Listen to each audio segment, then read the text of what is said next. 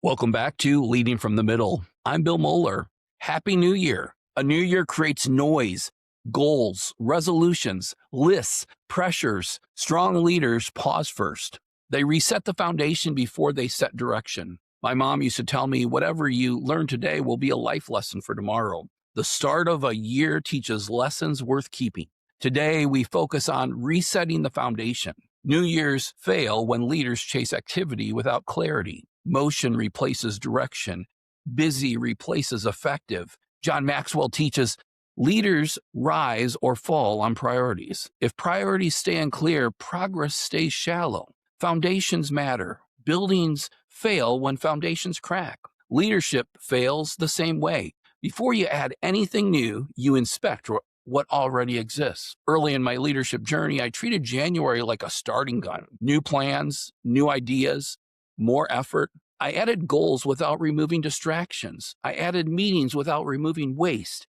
I added pressure without restoring focus. Results stalled. Years later, I watched a leader approach the new year differently. He spent the first 2 weeks removing obstacles. Meetings that lacked purpose disappeared.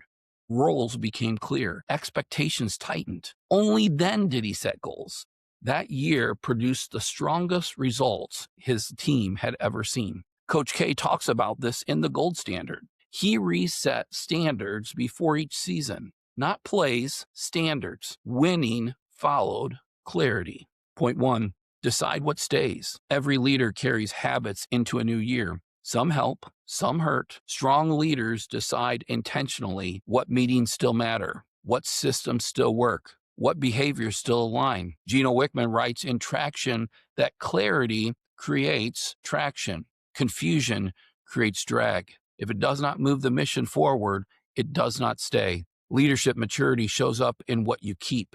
Point 2, decide what goes. Growth requires removal. Distractions, poor standards, unclear roles, comfort. Leaders who refuse to remove things protect comfort over progress. Carlton Andrews writes in The Rugged Entrepreneur that creates freedom. Freedom shows up after decisions. When you remove what drains focus, energy returns. This step feels uncomfortable. It also produces momentum. Point 3, reset standards. Standards drift quietly. Leaders reset them intentionally. What excellence looks like, what effort looks like, what ownership looks like. Coach K resets standards every season, even with champions, especially with champions. Past success does not produce or protect future performance. Leadership requires reminders. Standards stay strong through repetition.